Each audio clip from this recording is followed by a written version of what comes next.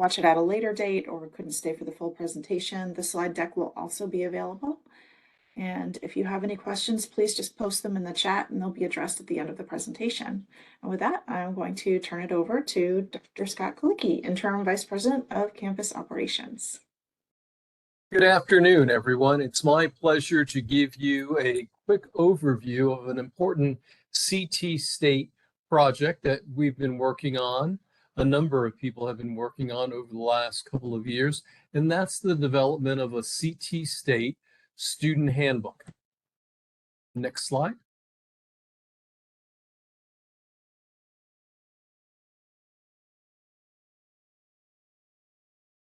As we know, in the world of higher education and in the life of a student, there are two critical publications that a student needs to have access to, needs to be familiar with, and needs to use on a regular and a fairly common basis. The first one, obviously, is the academic catalog. And in fact, a draft of the CT State academic catalog is now available. We used to refer to the academic catalog as sort of the informal contract that the academic catalog, along with highlighting policies, details, degrees, courses, and what someone needs to do to earn a degree. And in essence, if you follow these academic curriculum templates, meet all the standards, we as an institution, we award you a degree. So in essence, it's the academic agreement of following the following, and you'll have the opportunity to earn an academic credential. In the world of Student Handbook, though some of the information is the same, it does cross over. Meg, could you go to the next slide?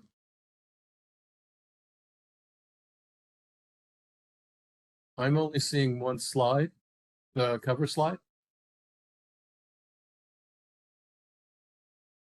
I'm going to assume that you can see the second slide. I'm a little bit lost here. So what is a student handbook? I'm sorry to interrupt, Scott. It might work, Meg, if you maybe reshare and maybe it'll let you select, even if we don't end up on the full slide presentation, even if we end up on the ones with where we can see the slides on the side, then we should at least be able to see some of Scott's presentation. So what are you seeing right now, just so I know? Just so right now, yeah, sorry, go ahead, Scott. The very first slide is what's appearing, the cover slide. Oh, I don't know what happened. That's okay, we can take a minute.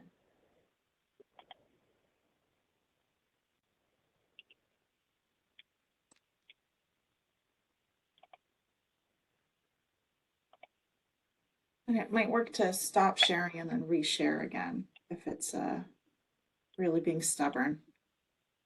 Okay, let me do that.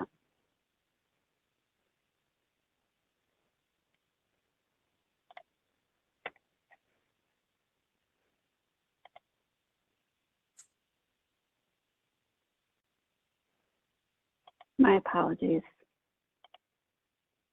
Okay, technology is never perfect. Particularly when you're reliant upon it. Exactly.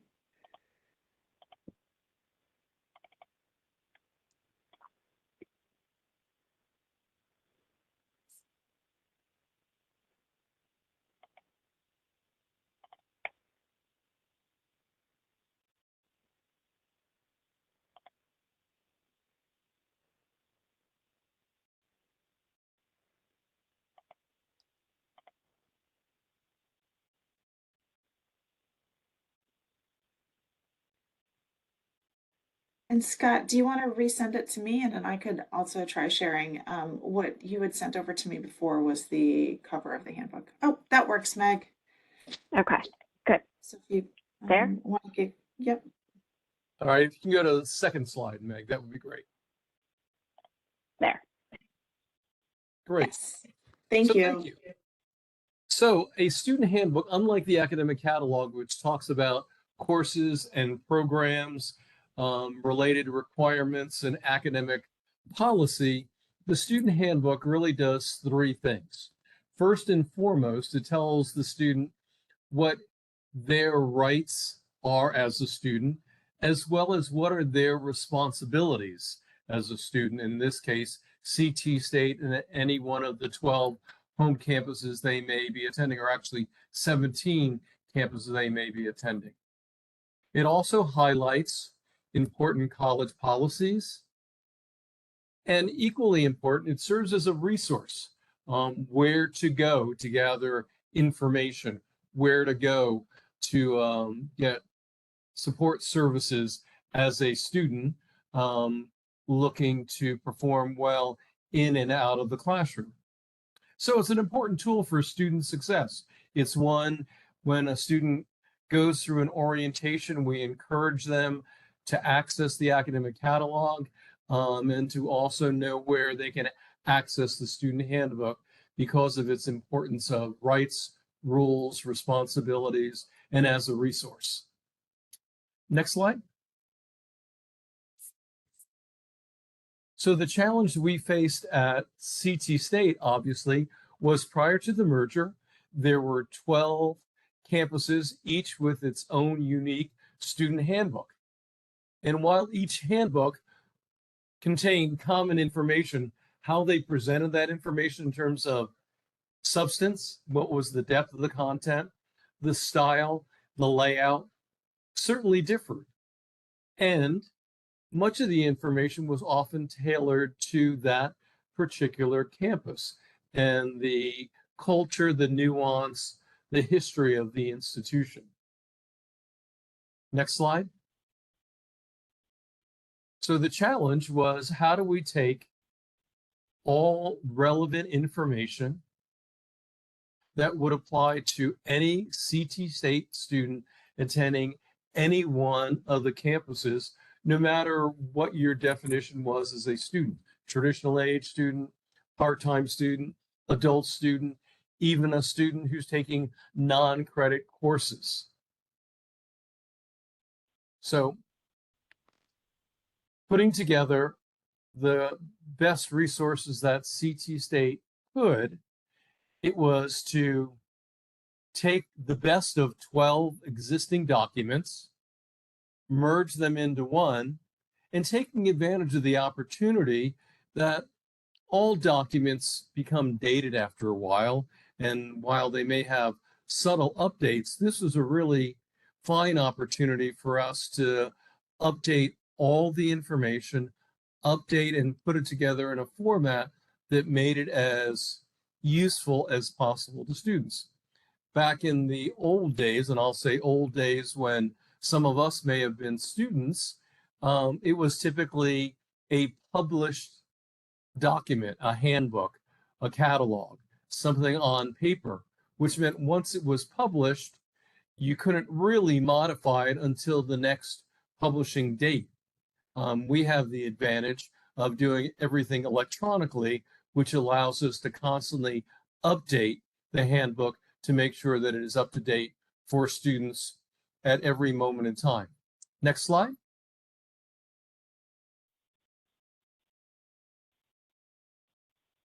So how did we go about this process? And I'm going to say it started easily a year and a half to 2 years ago.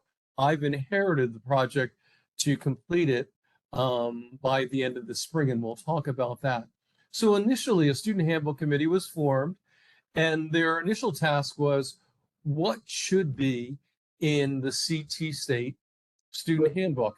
And as you go from campus to campus, it's very typical that handbooks will look very similar and contain very similar information, but there are subtleties in terms of a given institution's need for a certain type of information. Nevertheless, how do you present that information? So once the outline of topics were identified, we literally went to each student handbook to examine how did they address each of the topics, assuming that each topic was probably addressed in prior iterations of student handbooks. What seemed to have the best presentation of that information? Not reinvent the wheel, so to speak, but say, hey, this is a campus handbook that seemed to present this information well. Let's follow this style, and where necessary, just simply update the information. It was important then to bring in content experts to be the reviewers of these topic sessions.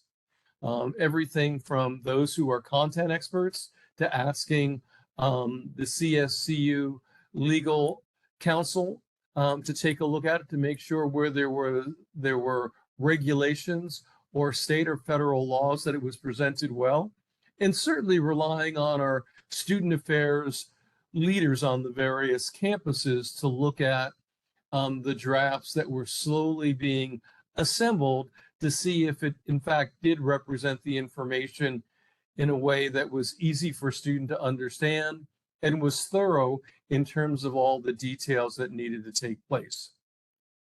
We're actually in the final stages right now in which we are sharing the draft document with CT State Marketing, and in essence asking them to make it look appealing to those who are going to use it, make it look attractive. Typically, a student handbook will have photos of actual student life, and then obviously doing the stylistic things that make sections stand out and properly fit together in a cohesive manner.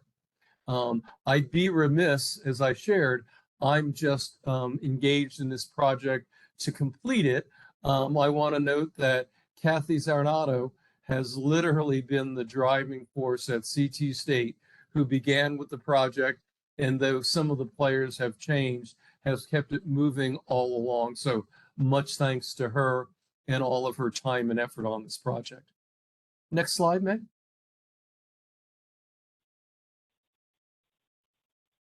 So a little bit about the design. As I made reference to, in the old days, we used to publish, in essence, a manual or a book called a student handbook. In this particular case, we're creating a document that will have the flexibility of being accessible from the CT State website, as I'll note a little bit later in the presentation, at each one of the campus websites, and it'll be formatted and designed so it'll be easy to access the information. It'll have hyperlinks that by clicking on the link, it will bring you to the exact page or to the exact reference information on a given campus if you are looking for specific things about a home campus. We're actually looking to not do it as a publication in a PDF, but it's going to be a micro website. So it'll be easier if someone is looking to access the student handbook via their smartphone. It will certainly be much more viewer friendly and will allow us to do almost instant updates as we evolve as a TC State institution. And obviously state and federal laws often change. It will allow us to do that in a timely way. Whenever necessary, we can send an alert out or a notification to students that a significant update has taken place in the student handbook, and they're aware of that update or that change. Next slide. So what I'd like to do now is literally show you what the handbook is likely to look in terms of informational sections, as what I've shared, sections that talk about students' rights, sections that talk about student responsibilities, sections that speak of CT State policy that cover the 17 campuses, as well as resource information that's available to students who are looking for support as they take on their challenges of being a CT State student. So this may be what the student handbook cover looks like. This is from marketing. This would be an example of a cover that will represent the CT State student handbook. If you click on ctstate.edu or an individual campus website, you'll see this thumbprint, and that will take you to the student handbook, and starting off with the table of contents. Next slide, please. So typical of a student handbook, and I believe probably the academic catalog starts out the same way, that it's really, the first pages are an introduction about CT State, mission, values, what does CT State consist of in terms of being a part of CSCU. So you can see right here that this is the opening section. Important information for students to understand. What are the priorities of CT State in terms of our mission statement, statements about diversity, equity, and inclusion, and important information that we are accredited and how are we accredited as an institution of higher learning. Next slide, please.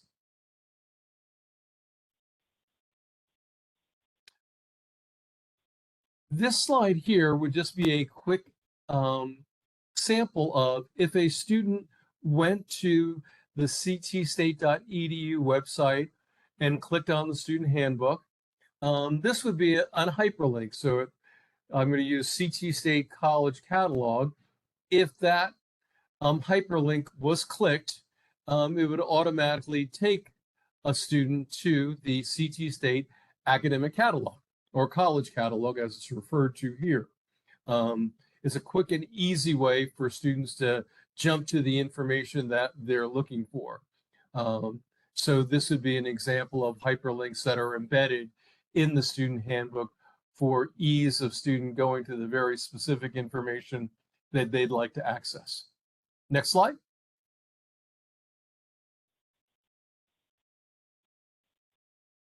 And because the CT State Student Handbook represents the 12 campuses per se, and some of them obviously have satellite campuses, this is an example of the student handbook. And if you wanted to jump specifically to your home campus, whether it be as Nantucket, as you could see here, or Capital Community College, or the Capital campus of CT State, a student can simply hit those hyperlinks and it would automatically bring them to their campus website and embedded information in there. So again, a nice way for the CT State Student Handbook to be a resource. So if you want an easy way to get to your campus's information about anything, these would be the pages that a student would simply take advantage of and jump completely to that campus's website. Next slide. And again, this would be another example of how the student handbook serves as a resource guide for students. So you can see one of the navigation tools that are available there is telling you where can you go to get help. It helps to identify by category, knowing that students have not necessarily used the student handbook before. They may be new to CT State and they're not sure if I've got an issue that I need help on finding information on academic programs. Where do I go for assistance? Where do I go for help? What's my resource? Or in this case, you can see we're referring to a quick reference sheet that will tell you kind of as a cheat sheet where to go specifically if you're looking for information or questions to be answered on certain areas. Next slide, please.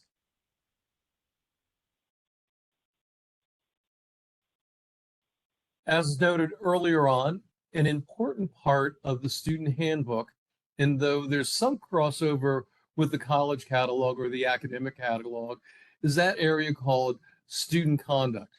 And this is what we refer to as the students' rights, but more importantly, their responsibilities. So how are we expecting students to conduct themselves as students at CT State? And what are those particular behaviors that would be in conflict with our code of conduct? And this section of the student handbook literally highlights those things that are prohibited conduct. You'll see crossover from what we'll call academic affairs and student affairs. Academic affairs typically refers to what takes place in the classroom. Student affairs typically refers to those things that take place outside of the classroom. So you'll see listed under the Student Code of Conduct, prohibited behavior, prohibited conduct. An example on the academic side will be plagiarism. Plagiarism's defined in terms of what is that inappropriate conduct. And on the student affairs side, there'll also be conduct that talks about theft or bullying or other acts that do not meet the values and the standards expected of a student. Now, that's one side of the rights and responsibilities. I'll call it ledger. These are your responsibilities, how to conduct yourself, and these are behaviors that you're to avoid. But embedded in that also is a process that says when a student is accused of violating the code of conduct, and in fact accused of one of these behaviors that are inappropriate, students are entitled to rights. They're entitled to, in essence, their what we call judicial affairs, or another way to describe it is their rights in court. Not that we're a court, but in essence, what are those proceedings that says if a student is accused of a violation of student code conduct violation, what are they entitled to? They're entitled to notice. They're entitled to be heard. They're entitled to receive a swift hearing in terms of what has been alleged against them. They're entitled to an appeal. All of that is equally laid out in the student handbook. And I'll argue that those are two of the most important sections of a student handbook. What are your responsibilities? But equally, what are your rights and how are your rights protected in that regard? Next slide, please.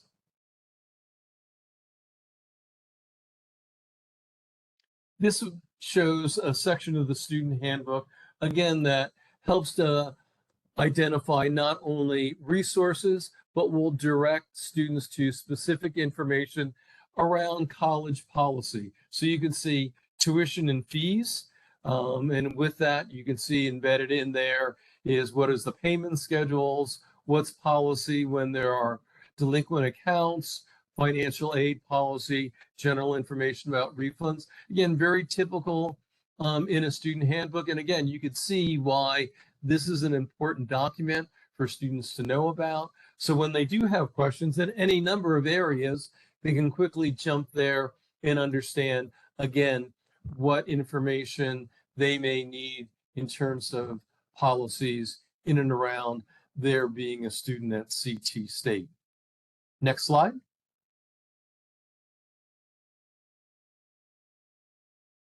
Again, additional information that straddles resource information as well as college policy information, career services, what's available at each individual campus, disability services, what's available. In a couple of minutes, we'll show you another section that talks about students' rights as it relates to getting the appropriate and entitled services of accommodation.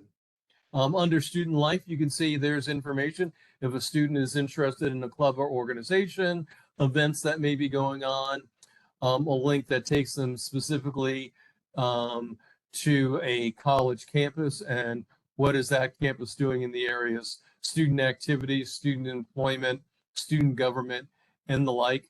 Some of the campuses have a radio station. Students can learn about that information and possibly participating as a listener or participating as a member of the radio station. Again, these are very typical things in a student handbook. What will differ is what's the order by which this information is presented in the student handbook. Next slide.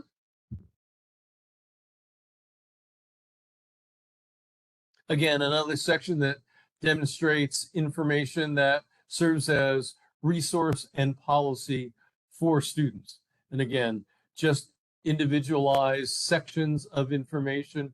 Again, using hyperlinks, students can jump very specifically to the page about the bookstore. And in this case, it would be campus specific, telling a student not only where is it located on a campus, what are its operating hours, and if there are specific policies it should be aware of. If a student, let's say, is purchasing a book, what's the return policy, or what is available in the bookstore for me to acquire, and what am I able to acquire potentially online. So things that are just general, helpful things if students need to access that information.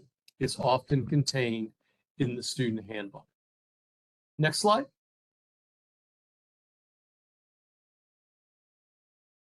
Important in the student handbook, just as is rights and responsibilities, is presenting to students safety information.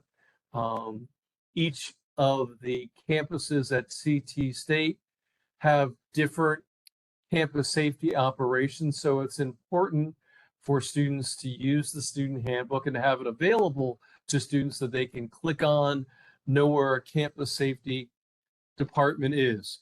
Is it a campus police authority? Is it a security service provided by the campus? If I want to access information about parking or receiving some support, once again, that's highlighted in a very important section. And you can see part of campus safety is making sure that students know how to follow important emergency procedures and protocols. So I'm highlighting here what is typical in any student handbook. It will be a section in our student handbook, how to evacuate a building. How does the student respond to if there is a directive broadcast in the student handbook, or if there an alert message to shelter in place? And other safety responsibilities, a very important section. And again, the student handbook is where a student can quickly find that information. And again, in a student orientation, why over and over again, the student handbook will be referenced and students will be encouraged to take the time to familiarize themselves with it, because it contains important information like safety and security. Next slide.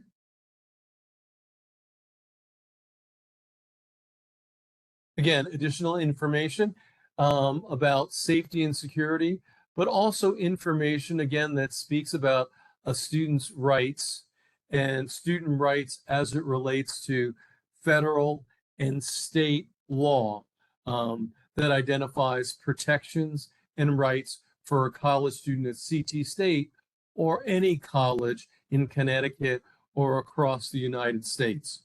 So we have what's called the Clery Act.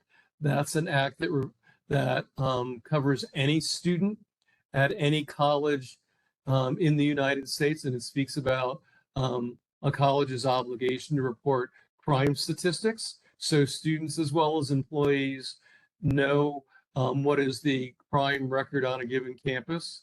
It also identifies things that are unique to CT State, the behavioral intervention team. Those are teams on each individual campus that look out for the general welfare, of students, how to reach out to students if there's a concern about their safety or their health, or how they're doing as students in the classroom. These are supportive services. And again, it highlights how does someone access the behavioral intervention team, who consists of the behavioral intervention team. Other things, other policies, video use notice, that happens to be a CT State law. So we have a responsibility, nevertheless an obligation, to present that information to students so that they understand what our authority and obligation are in terms of video notice to students. And of course, very important, if a student wants to file a complaint about personnel or about a condition at a campus or whatever, again, the student handbook identifies how does someone go about bringing a complaint or information that they think is critical in terms of getting a response to. Next slide.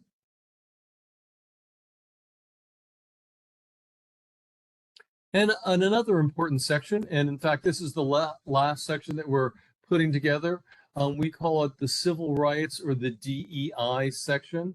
It's to make sure that, once again, students are protected. These sections identify, once again, their rights as members of the CT State Community College community in terms of student rights and responsibilities that we have to protect them in terms of equity and inclusion.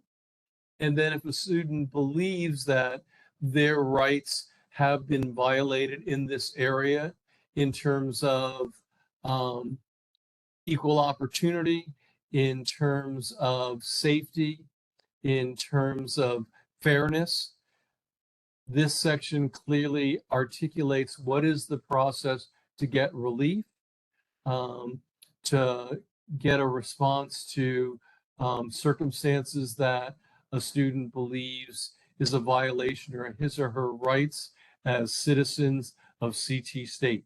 These are important sections. You'll note here the crossover with disability services, campus accessibility, section 504. Again, highlighting if a student is looking for services, but again, wants to advocate for what they believe are accessibility rights.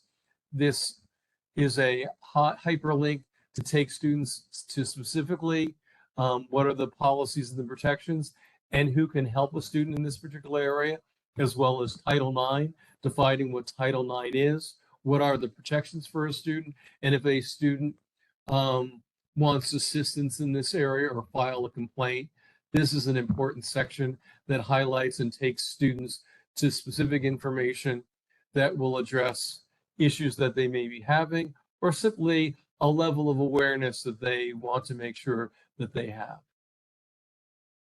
Next slide.